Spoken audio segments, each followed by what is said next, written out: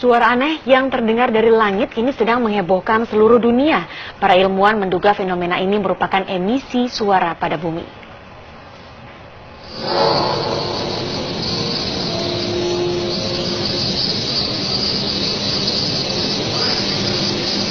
Seluruh dunia kini sedang dihebohkan dengan suara trompet aneh, di mana suara trompet itu begitu menyeramkan dan membuat bulu kuduk yang mendengarnya merinding. Beberapa negara menjadi saksi adanya fenomena suara aneh tersebut, bahkan beberapa sempat terekam.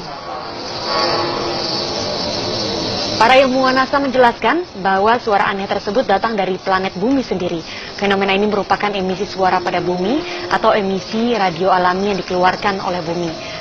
Para ilmuwan menyebut suara-suara itu dengan nama tweaks, whispers, dan juga spherics.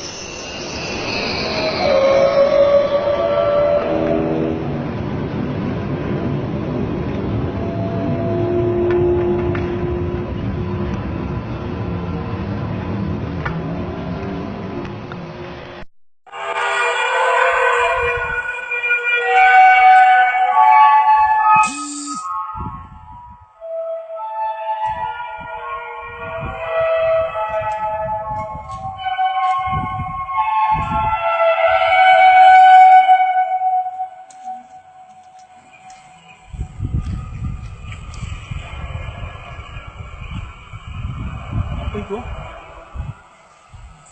Legend.